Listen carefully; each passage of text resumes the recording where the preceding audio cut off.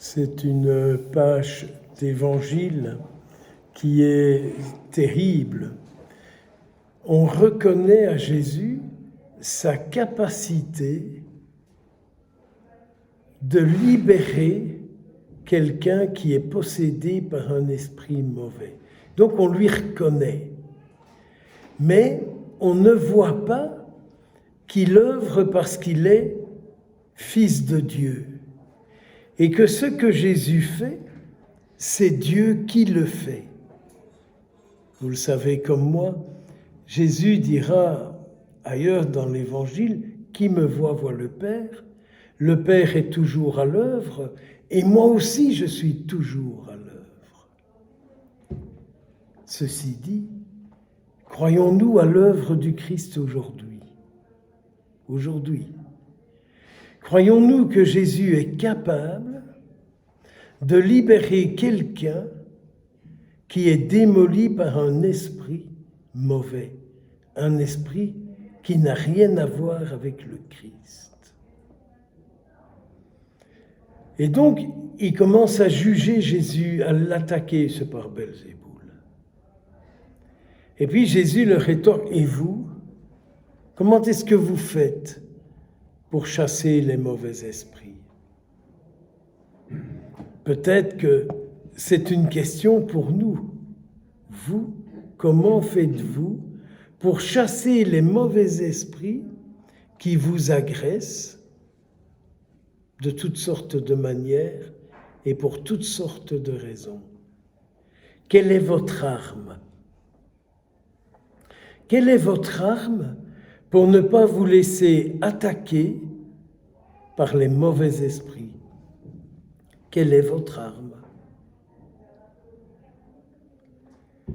Ici, à Fatima, l'arme proposée aux enfants, c'est la récitation du chapelet.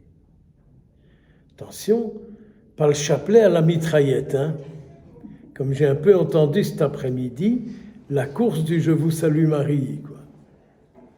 En fait, on récite une formule, mais elle n'est pas vie en nous. Apprenons à ce que lorsque nous récitons une prière, elle parte du plus intime de notre être et pas blablabla. Bla, bla, bla, bla. Sainte Marie, Mère de Dieu, priez pour nous. Il y a du danger là. Quand on fait ça, il y a du danger. Donc, Jésus est capable, parce qu'il est fils de Dieu. Il nous dit qu'il est toujours à l'œuvre, comme son Père. La question alors qu'il pose, c'est vous, par qui vous le faites? Moi, si c'est par le doigt de Dieu que j'agis. Et peut-être que là, nous devrions avoir recours à ce que nous sommes en vérité. Nous sommes des enfants de Dieu, que Dieu protège, que Dieu aime, que Dieu n'abandonne pas. Dieu ne nous abandonne pas.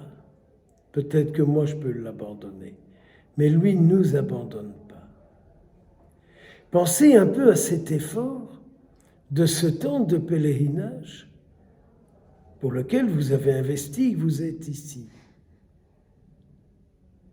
Peut-être là une occasion de dire au Seigneur, mais de quoi serais-je délivré?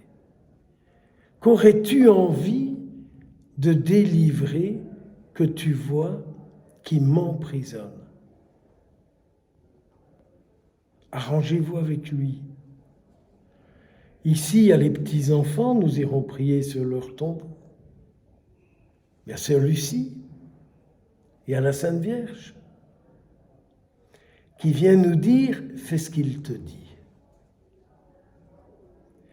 Avez-vous remarqué aussi que notre Seigneur Jésus dit « lorsqu'un mal est chassé de quelqu'un, ce mal cherche à revenir, parce qu'un mal qui rôde dans le monde, il cherche un endroit où aller. »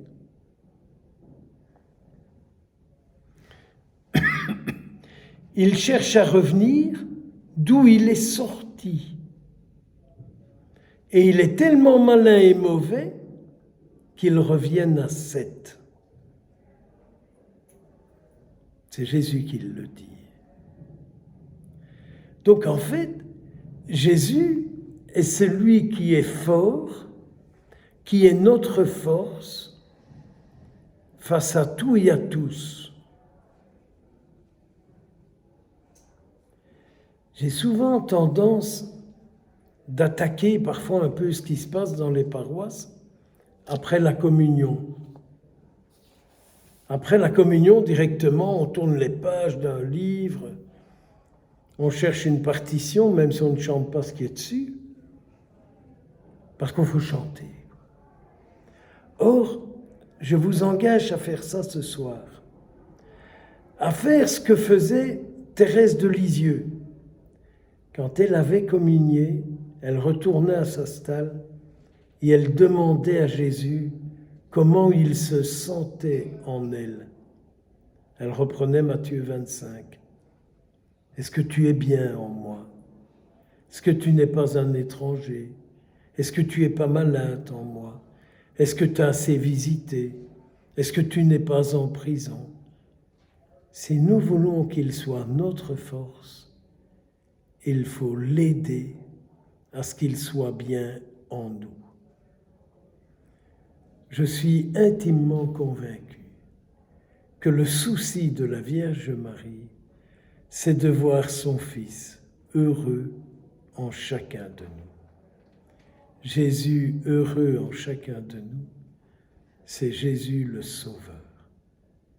Si j'ai bien compris, il n'y a qu'un seul Sauveur, Jésus-Christ. Celui dont la Vierge vient nous dire, maintenant, fais ce qu'il te dit.